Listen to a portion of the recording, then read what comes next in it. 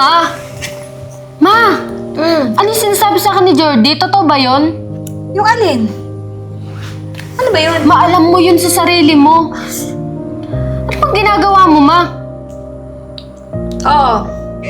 Ginawa ko nga yun. Lahat ng kaklase mo na lalaki na dinala mo dito.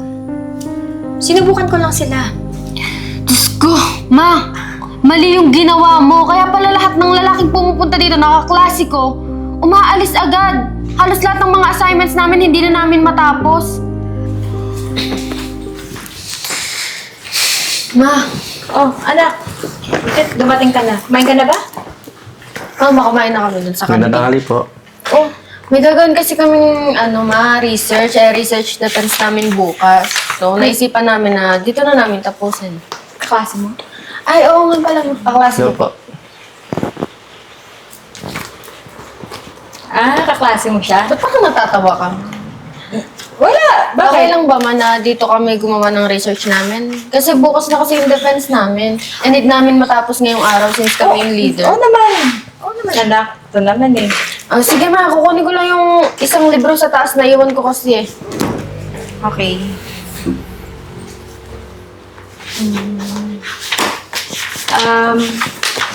Matagal na ba kayo magkaklase ng anak ko?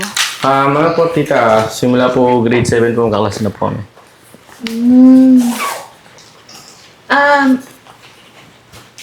May girlfriend ka na ba?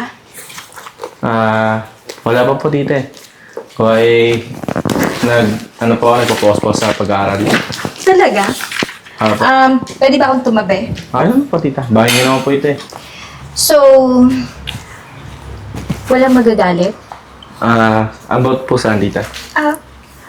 Ako sakali na hindi ka ba nagkaroon ng girlfriend na mas matanda sa'yo?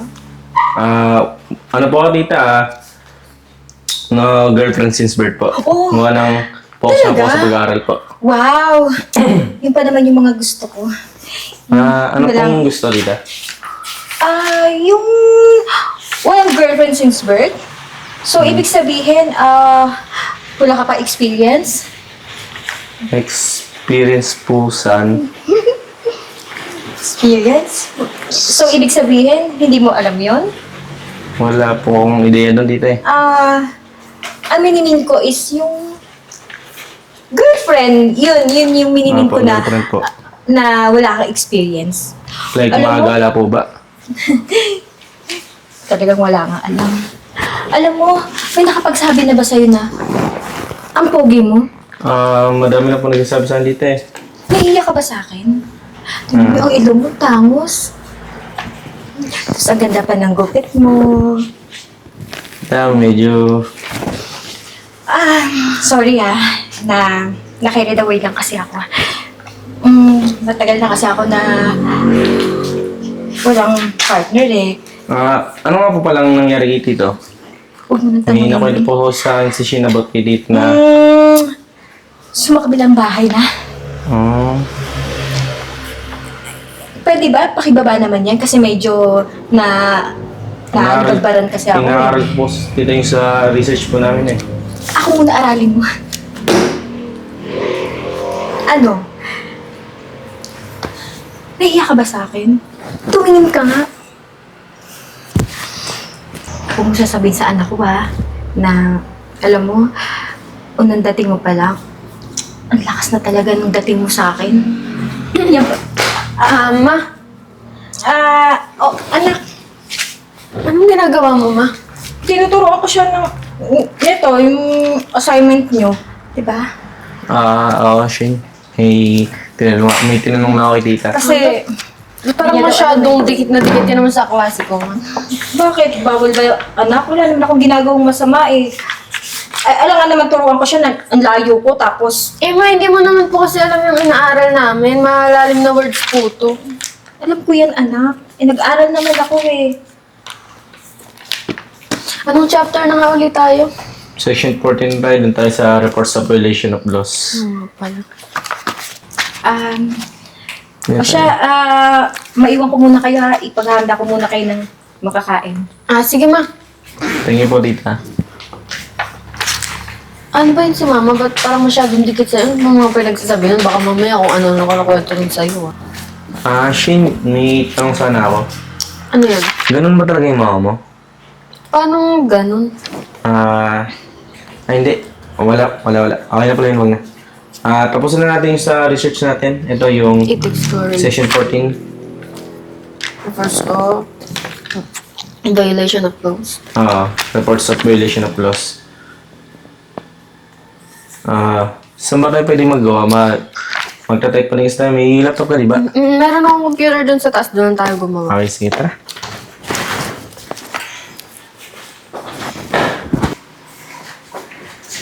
Tita, excuse me po, makikilom po sana. Iinom ka ng tubig. Opo. Ito na.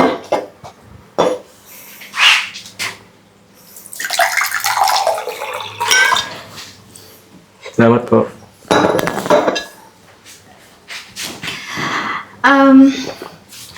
Nanliligaw ka ba sa anak ko? Hindi po, tita. Simula naman po grade 7, magkakilala na po kami. Kumaga parang magkababatan na rin po kami. So, alam mo, ganito pa naman yung mga gusto kong katawan Tita, pagdating sa lalaki. Ba't ka ba lumalayo? Natatakot ka ba sa akin? Hindi naman kita kakainin eh. Alam mo ba, yung mga tipo kong lalaki, yung tita, kagaya mo, parang mali na po ito. kumatakot sa akin. Ano ba? Alam mo, gusto mo ba suportahan kita? Ano ba kailangan mo? Wala pong kailangan, tita. Kaya ko naman pong sustentuhan yung sarili ko. Gano'n nagtatrabaho din naman po ako. Kulang pa yun. Kung gusto mo, ako bahala sa pag-aaral mo. Basta sa isang kondisyon. Ano ba? Tumigil ka nga. Gagawin mo yung gusto ko. Hindi po, tita. Hindi po ako ganun tao. Ano ka ba? Umiiwas ka sa akin. Alam mo, sa totoo lang, ganyan naman kayo sa una eh. Pero pag nakuha nyo rin yung gusto nyo, tingin ko naman ulit-ulitin nyo yun. Diba? Tita, kaya nga po nasabi ko sa inyo kanina, wala po akong experience sa mga ganyan. Kaya hindi po ko katulad ng mga ganyan tao na sinasabi niyo po. Okay. Fine. Hindi na kita kukulitin. Punta ko na po muna sa Shane, tita. Kailangan Okay. ba ako doon?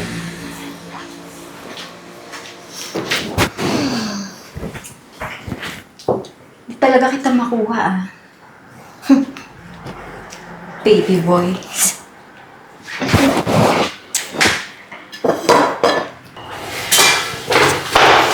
Shane, Oh. sakto. Ba't parang ang tagal mo? Tapos ka ng chapter 3 dun, oh. Shane, parang gusto ko nang umuwi. Bakit? Ano ba yan? Ba't parang takot na takot ka naman? Hindi kasi ako sanay sa ganitong buhay ba? Bakit? Tsaka, di pa natin tapos yung research natin o defense na natin bukas. Gawin na lang siguro natin sa school yan. Medyo, Chapter 6 na lang naman yung hindi last ko na. kasi hindi ko masigmura yung ginagawa Wait, sa nanay mo. ano bang ibig mong sabihin? Hindi ko masigmura yung ginagawa sa nanay mo. Na ano? Kanina kasi tinanong niya ako kung may girlfriend na ba daw ako, kung may experience na daw ba ako. Tapos, inano niya din ako na sustentuhan niya daw ako. Bibigyan niya sa akin lahat. Basta, gawin ko lang yung gusto niya. Sigurado ka ba ginawa na nanay ko yun? Oo, Shane, kasi, di ba, kilala mo naman ako. Hindi mo ako nagsisinungaling sa'yo, di ba? Pero, paano tong assignment natin? Paano tong research natin? Defense na natin bukas eh. Ikaw na bahala dyan. Gusto ko na talaga uwi na ako. Pero, sandali lang. Mabalat tumapos nito.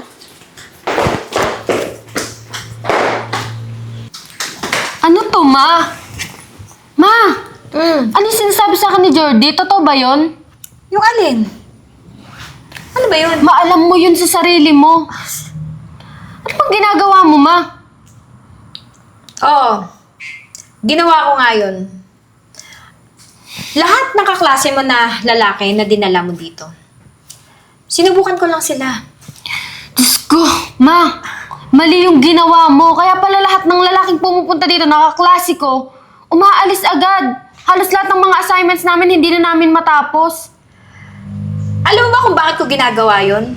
Hindi yun para sa akin. Hindi sa sarili ko, kundi para sa'yo. Para sa akin, pero mali yung ginagawa mo, ma. Anong mali doon? Yung landiin ko sila? Alam mo, kaya ko lang naman nagawa yun eh. Para malaman ko kung sino yung matinong lalaki. Pero mali nga yun, ma. Mali yung way na ginagawa mo. At saka Shane, Pwede mo naman silang kausapin ng maayos. Hindi yung ganun pa yung gagawin mo, ma. Naaakit-akitin mo.